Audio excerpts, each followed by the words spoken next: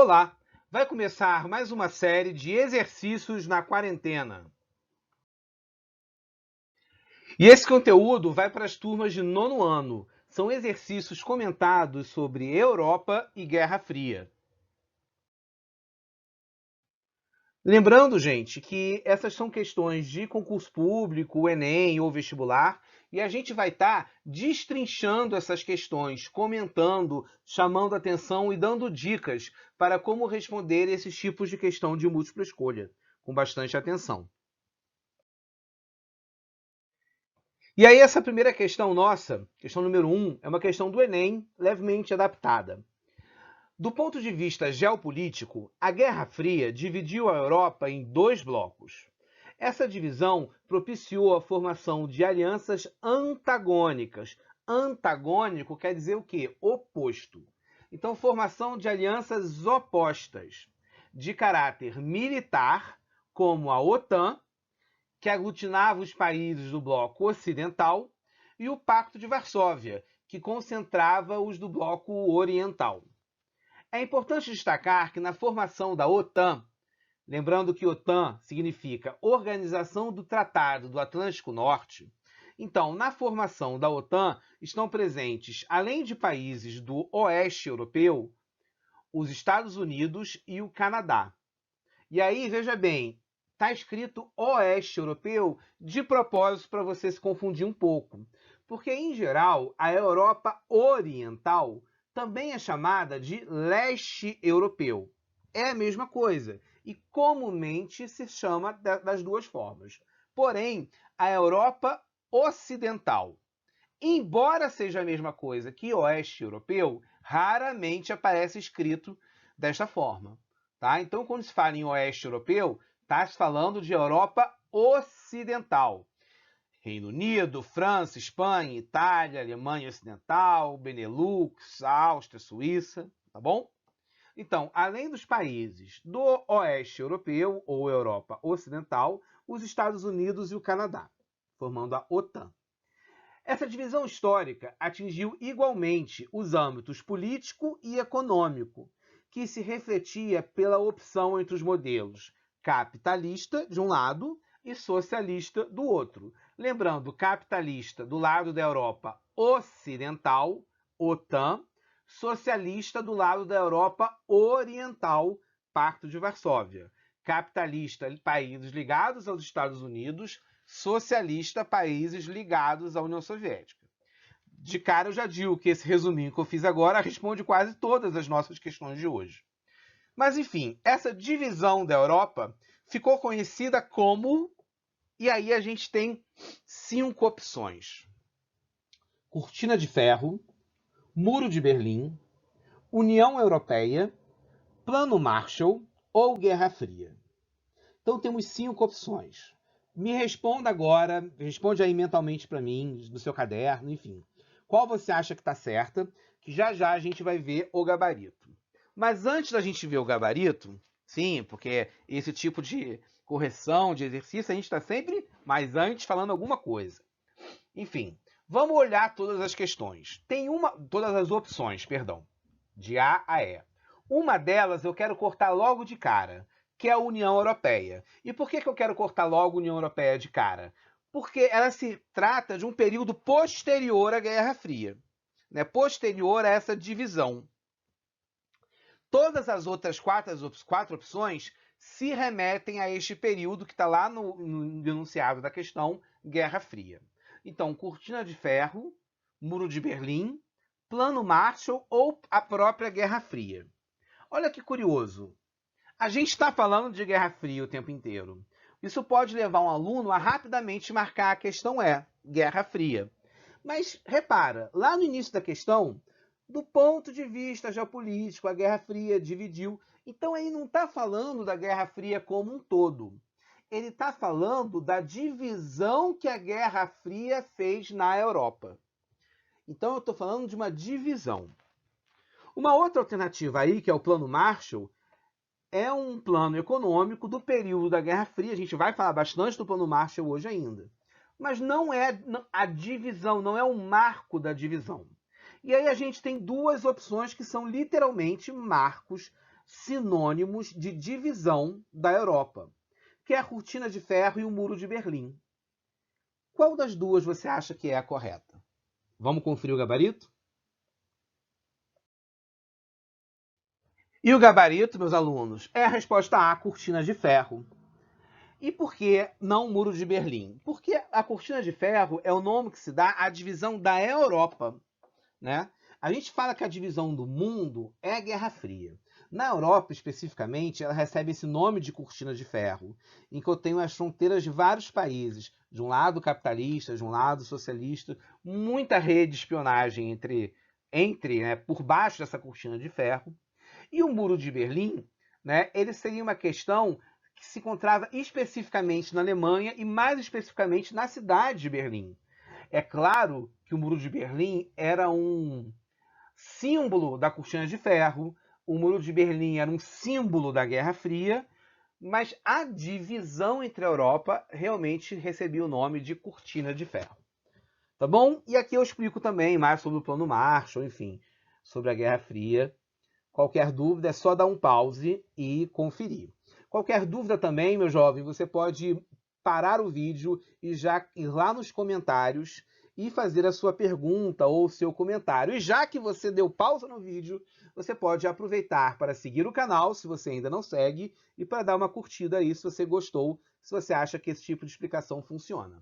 Se você não gostou ainda, espera. Segue o vídeo, escuta mais as questões e no final você me diz se gostou ou não, tá bom? Vamos para a próxima questão. Essa questão é da FATEC. Vamos lá. É lógico que os Estados Unidos devem fazer o que lhes for possível para ajudar a promover o retorno ao poder econômico normal do mundo, sem o que não pode haver estabilidade política nem a garantia da paz.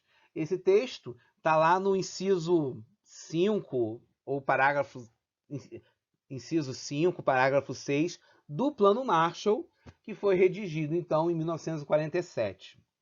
O que é esse Plano Marshall? Vamos lá. Opção A. Na principal meta política externa norte-americana, que era pacificar o Extremo Oriente. Então a gente tinha o final da Segunda Guerra, a questão da guerra com o Japão se prolongando, você tinha mais tarde a expansão do socialismo soviético para a China, e a principal meta da política externa seria pacificar essa região do Extremo Oriente. Mas é isso que é o Plano Marshall? Ou o Plano Marshall é B, um projeto de ajuda industrial aos países da América Latina? O Plano Marshall ele se destinava aos países latino-americanos, aqui do Brasil? C, num importante instrumento de expansão num importante instrumento de expansão do comunismo na Europa. Então, na verdade, o Plano Marshall ele pretendia expandir o comunismo na Europa? Será que era isso? Opção D, na definição da política externa isolacionista dos Estados Unidos, paralela à montagem do complexo industrial militar. Então, os Estados Unidos estava reforçando seu complexo militar, seu complexo industrial, nesse período de Guerra Fria, e isso era uma política externa isolacionista. Os Estados Unidos queriam, com isso, se isolar de outros países. Ou opção E, num dos meios de penetração dos capitais norte-americanos, dinheiro norte-americano, né, investimento norte-americano, nas economias europeias. O Plano Marshall era dinheiro americano indo para a Europa, afinal de contas? Ainda que com esse discurso de ajuda humanitária, ainda com esse discurso de manter a paz, com a preocupação real de querer evitar a expansão do socialismo, tudo isso é Plano Marshall. Mas na base, né, não foi exatamente penetração de capital americano nas economias europeias? E aí, será que é essa? O que você acha? Diz aí para mim. Bom, acertou quem respondeu foi exatamente. Né? Os Estados Unidos, com o Plano Marshall, chegaram a investir cerca de 12,6 bilhões de dólares, valores daquela época, né, no espaço de 6 anos, de 48 a 52, nos países europeus ocidentais, capitalistas, afetados pela Segunda Guerra. Reino Unido, Itália, Alemanha, Ocidental, França, Holanda, Bélgica, Noruega. Então foram países, Áustria, foram países que receberam, Grécia, Espanha, Portugal, receberam esses investimentos. Tá bom? Então isso é o Plano Marshall. Essa próxima questão, vocês me desculpem, mas eu esqueci de pegar o ano certo em que ela caiu no Enem. Mas essa é a questão de Guerra Fria na Europa que mais se vê repetindo em sites preparatórios. Então, essa é uma questão especificamente que você vai ver na internet com uma facilidade extrema quando você procura Guerra Fria ou Europa. Tá? Então, vamos analisar essa questão com atenção. É uma questão do Enem que diz o seguinte: os 45 anos que vão do lançamento das bombas atômicas até o fim da União Soviética não foram um período homogêneo, único na história do mundo. Divide-se em duas metades, tendo como divisor de águas o início da década de 70. Apesar disso, a história desse período foi reunida sobre um padrão único pela situação internacional peculiar que o dominou até a queda da União Soviética. O período citado no texto é conhecido por Guerra Fria. Né? Pode ser definido como aquele momento histórico em que houve... Então, o que foi a Guerra Fria? É isso que está perguntando. Mas esse texto, gente, é do Eric Hobsbawm, que é um dos maiores historiadores contemporâneos, dos maiores historiadores dos nossos dias. Ele tem uma coletânea, uma trilogia de livros fantástica, que é, primeiro, A Era dos Impérios, A Era dos Extremos, é o segundo tomo, e o terceiro tomo me fugiu agora, que é o do mundo contemporâneo, da globalização. Eu vou ficar devendo para vocês o nome do terceiro tomo, mas são livros de história, são tomos de livros de história muito utilizados nas universidades. Hobsbawm é um dos maiores historiadores do nosso tempo. Então ele está falando de Guerra Fria. Ele está querendo, inclusive ele fala que existe uma divisãozinha, né, do início da Guerra Fria até os anos 70, em que você tem o boom da corrida espacial, dos testes atômicos, do crescimento da União Soviética, do avanço do socialismo, e depois em que a crise econômica dos anos 80 já começa, e a crise do petróleo, na verdade, a partir do final dos anos 70, já começa a dar freios a esse expansionismo militar, tanto americano, mas sobretudo soviético. Enfim, vamos ver qual dessas 5 alternativas melhor explica, melhor define, na verdade, o momento histórico da Guerra Fria. Alternativa A. Corrida armamentista entre potências imperialistas europeias, ocasionando a Primeira Guerra Mundial. Corrida armamentista, você já começa a ler achando que está certo. Mas potências imperialistas europeias ocasionando a Primeira Guerra Mundial, você está falando do período da Belle Époque. Não é isso. B. Domínio dos países socialistas do sul do globo pelos capitalistas do norte. Não. A divisão sul e norte não é a divisão capitalismo-socialismo. Né? A divisão sul e norte é a divisão pobres e ricos. No caso, pobres no sul, ricos no norte. Então, isso não está certo. Já estou logo dizendo que está certo ou não. Né? C. Choque ideológico entre a Alemanha nazista e a União Soviética stalinista durante os anos 30.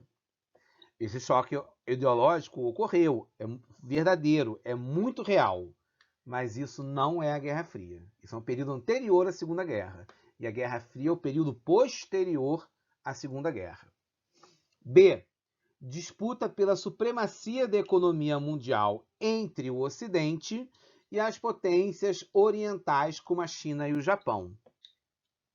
Não. Né? Na verdade, apesar de estar escrito de uma forma um pouco mais direta, esse momento de disputa de supremacia econômica poderia ser o momento atual, né? Sobretudo usando a China e menos o Japão. A gente vive um momento em que a China é uma potência econômica que passa a rivalizar seriamente com os Estados Unidos. E é por isso que você tem discursos do Trump, uns discursos loucos de algumas pessoas que acham que o coronavírus é uma arma chinesa e etc. Mas as verdadeiras armas da China são a mão de obra barata e é um fortíssimo mercado consumidor, né? Então, isso não tem nada a ver com a Guerra Fria, tá? Esse é um momento mais recente. E a questão é, provavelmente é ela, a alternativa é, constante confronto das duas superpotências que emergiram na Segunda Guerra Mundial. É exatamente isso. Embora aqui não diga claramente que essas superpotências são os Estados Unidos e a União Soviética, existem essas duas superpotências, né? Essa ordem bipolar. Então vamos seguir já para a correção. E aqui na correção, né, a gente já vê, ó, uma por uma. A Guerra Fria, né, ocorreu após a Segunda Guerra Mundial e não antes da Primeira. As outras, né, a questão B, C e D também são falsas, e aí tem a justificativa, como eu tinha falado já no slide anterior.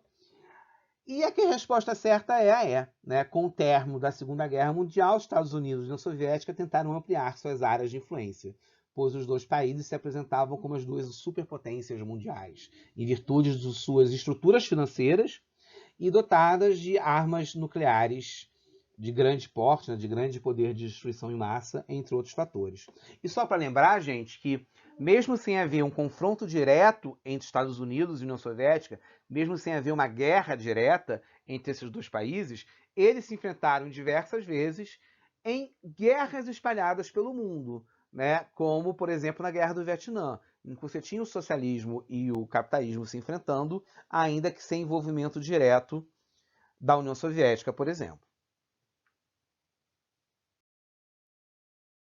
Por fim, uma pergunta da FMU, uma faculdade de São Paulo, sobre o Pacto de Varsóvia. Aí tem um símbolo do Pacto de Varsóvia, um emblema curioso que a gente consegue reparar essas bandeiras, né, que são as bandeiras dos países que então eram socialistas. O primeiro, se eu não me engano, é a Hungria, o branco, verde e vermelho. O segundo, Bulgária. Eu posso estar trocando um pelo outro. O terceiro era da Alemanha Ocidental, desculpa, Alemanha Oriental, perdão, que era a bandeira da Alemanha e tinha como se fosse aquele símbolo da indústria, aquela engrenagem dourada no meio. A do centro é a Polônia, Romênia, Rússia, né? Rússia não, desculpa, União Soviética, toda vermelha com a foice e o martelo. E a última é a bandeira da Tchecoslováquia, que hoje é um país dividido em dois, né? Então, esse é o emblema do Pacto de Varsóvia, criado em 1955 e extinto em 91. Qual foi o principal objetivo do Pacto de Varsóvia? Opção A: reunir os países socialistas como a Alemanha Oriental e a Alemanha Ocidental contra a OTAN. Será que as duas Alemanhas eram socialistas? Faz sentido isso na sua cabeça? B: consolidar a influência soviética sobre os países da Europa Oriental. Influência política, militar, né? Pacto de Varsóvia tem essa pegada militar. Pode ser. C. Conter a influência soviética sobre os países da Europa Oriental? Não. Conter a influência? Consolidar a influência socialista na Europa Ocidental? Opa! Essa é igual a B, professor? Não. Na B diz Europa Oriental. Na D diz Europa Ocidental. De cara, eu já sei que é uma das duas. Não é verdade? Opção E: consolidar a influência capitalista na Europa Oriental. Pacto de Varsóvia, União Soviética, não podia ser capitalismo.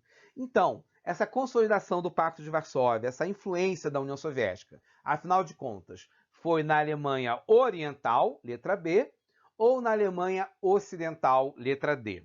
Vamos conferir o gabarito. Acertou, é claro, quem marcou letra B, né? A influência sobre a Europa Oriental. E aí eu destaco, né?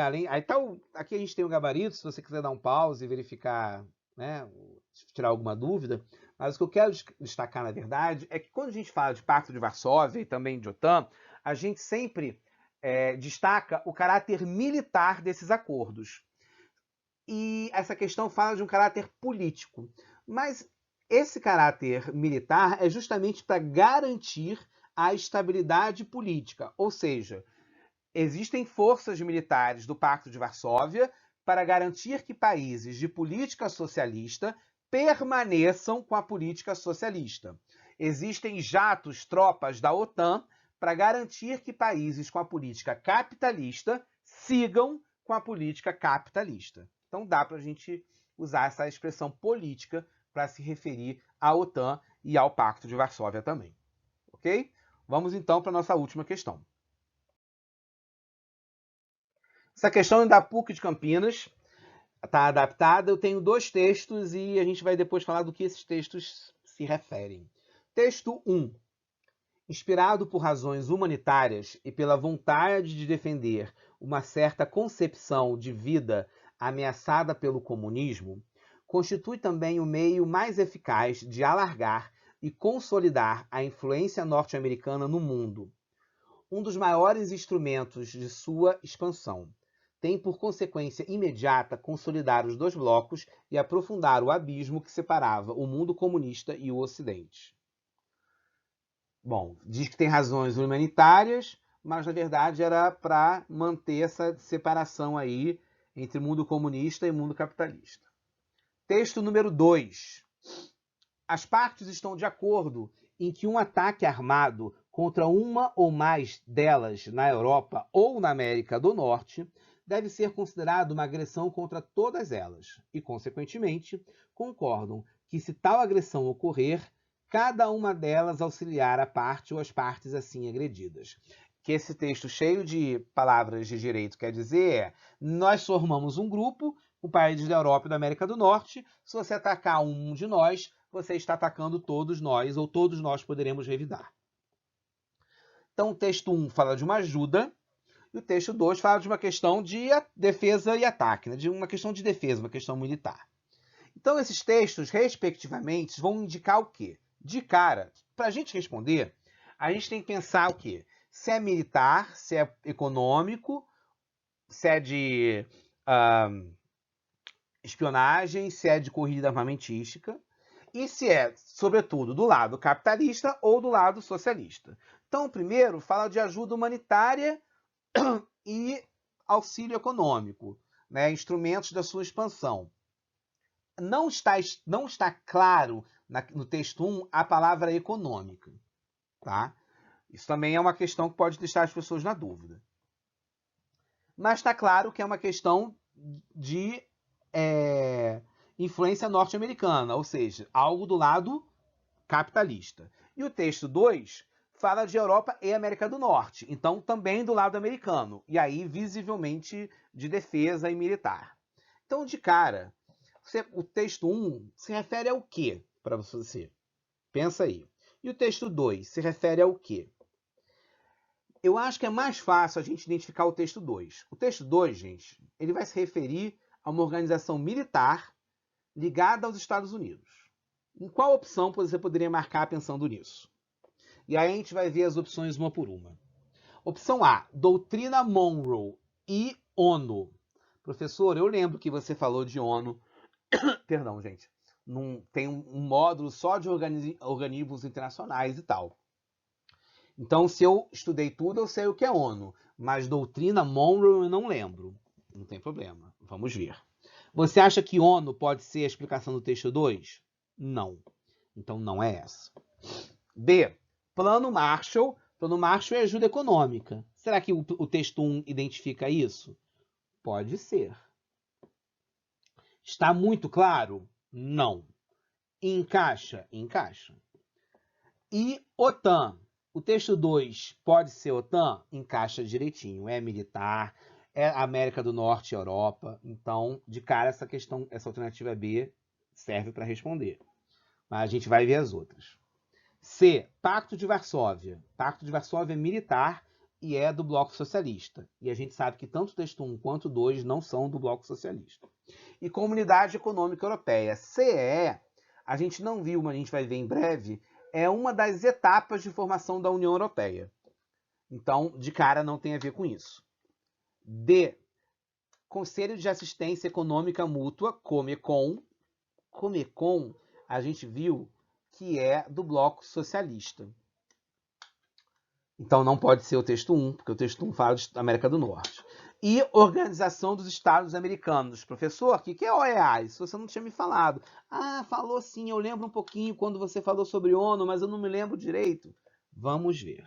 Não tem problema. A gente vai fazer uma pausa para ver isso. Mas me responda, qual você acha que é certo então? Você acha que a B responde correto? Vamos conferir?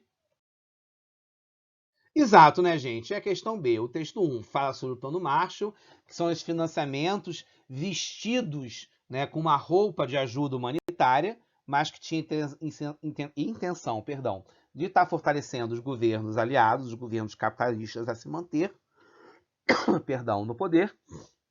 E o segundo texto fala abertamente de retaliação militar, então é a OTAN. Não tenho que errar muito aqui. E agora, no final desse vídeo de exercícios, a gente vai ter 3 slides de explicação bônus. Tá? A primeira coisa que a gente vai ter de explicação bônus aqui é sobre a doutrina Monroe, porque ela aparece numa das questões anteriores. A doutrina Monroe, gente, ela foi criada em meados do século XIX e também ficou conhecida como pan-americanismo. Era uma doutrina, né, criada a partir de discursos do presidente americano Monroe e queria justamente isso, que os países da América tivessem uma total independência dos países e da influência dos países europeus. E aí a gente tem que perceber muito o contexto em que isso é criado. Isso é criado justamente quando os últimos países do continente americano conquistam a independência. Né? Se repara, Brasil consegue a independência em 1822, em 23 você já começa a ter essa doutrina Monroe se espalhando.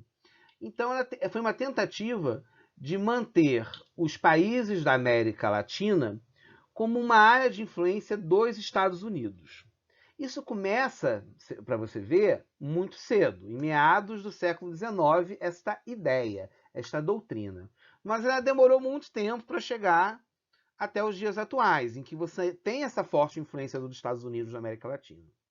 Tá? Mas ela surge em meados do século XIX. Tá bom? E aí o que acontece? Uma outra doutrina de um outro presidente, o presidente Truman, surge então em meados do século XX, 100 anos após a doutrina Monroe, e era a doutrina do Plano Marshall, era a doutrina que pretendia, né, ajudar economicamente aqueles países que se mantivessem leais ao capitalismo e aos Estados Unidos, com a ideia de impedir o avanço do socialismo, das ideias socialistas. Então, o Plano Marshall faz parte da doutrina Truman, assim como, de certa forma, a OTAN também é um mecanismo, é uma política de defesa, né? Mas que acompanha de perto a doutrina Truman. Além do Plano Marshall, a doutrina Truman também teve outros planos. O Plano Marshall ele é desenhado para a Europa, mas existiu desdobramentos do Plano Marshall. Existe, por exemplo, o Plano Colombo, que é um plano de ajuda econômica que se centra, né, e se dirige a países da Ásia, sobretudo, como o Japão. O Japão é um país que recebeu muito investimento norte-americano após a Segunda Guerra, exatamente como o Plano Marshall. Mas, especificamente para aquela região, a gente teve um plano chamado Plano Colombo. A gente também teve um pouco mais tarde, na década de 60, o Plano Condor, que se dirigiu à América Latina, em que os Estados Unidos ajudaram com empréstimo, como, por exemplo, empréstimos para o Brasil, quando a gente tinha época já na ditadura militar, e ajudou também com tropas, como é o exemplo do Chile, né, e do assassinato do então presidente Salvador Allende, para a implementação de governos que, na época, eram ditaduras militares, mas, sobretudo, governos que prometiam um combate muito grande ao avanço das ideias socialistas. Então, esse plano Condor faz parte também da doutrina Truman. E aí você repara que aquela doutrina Monroe que surgiu no século XIX com a ideia de criar um bloco pan-americano, né, um grupo só dos países do continente americano, sem influência europeia, juntamente com a doutrina Truman antissocialista, essas duas ideias vão se juntar, vão se fundir após a Segunda Guerra, né, no final da década de 40, e aí a gente vai ter a criação da OEA, que a Organização dos Estados Americanos. Então, assim, ela já era a ideia dessa OEA já vinha desde a época da doutrina Monroe e já no final do século XIX, né, se faz a primeira conferência internacional americana, né, bastante influenciada pela doutrina Monroe, mas só mesmo após a Segunda Guerra e quando os Estados Unidos estavam, né, trocando empréstimos ou ajuda ou influência para que países se alinhassem com os Estados Unidos e não com a União Soviética, é que se tem a consolidação dessa organização e a criação, em 48 é assinada, é criada a OEA, Organização dos Estados Americanos. E olha que curioso, fazem parte da OEA hoje 33 países membros, além de 62 nações convidadas, observadoras, inclusive de fora do continente. E essa organização já chegou a ter 35 países. 2 países foram expulsos da OEA. E o primeiro deles foi Cuba, justamente nos anos 60, quando, após se tornar um país socialista, ela se alinha com a União Soviética. Então, repara, os Estados Unidos não vai permitir que um país alinhado com a União Soviética, e, portanto, rival ou inimigo mesmo dele, faça parte da mesma organização. E aí Cuba é expulsa da OEA. Inclusive, essa expulsão de Cuba da OEA é um dos elementos que vai fazer com que o embargo comercial a Cuba seja defendido e praticado pelos Estados Unidos. Os Estados Unidos vai construir uma imagem de que Cuba não respeitou os acordos da OEA e que, portanto, os países da OEA não deveriam sequer comercializar com Cuba. E aí Cuba vai enfrentar durante décadas uma grande crise de abastecimento. Bom, mais tarde, Honduras também vai ser expulsa, mas isso bem mais recente, fora da Guerra Fria. Isso aconteceu em 2009 por conta de um golpe de Estado naquele país, né, que está ainda em vigor. Tá bom? Então, essas são as 3 explicações que eu gostaria de dar além aí da correção. Espero que vocês tenham gostado bastante desse vídeo. Se você tiver alguma dúvida, pode perguntar nos comentários. Agradeço a vocês que assistiram até aqui. Quero lembrar que esses vídeos são um esforço para a gente estar junto nesse momento. Que espero que vocês estejam conseguindo aprender um pouco com eles. E qualquer dúvida é só colocar nos comentários, que vai ser um prazer poder ajudar vocês, tá bom? Um grande abraço. Lembrando, gente, que o Covid não tem cura ainda e que a pandemia não acabou. Então, fique em casa, use máscara.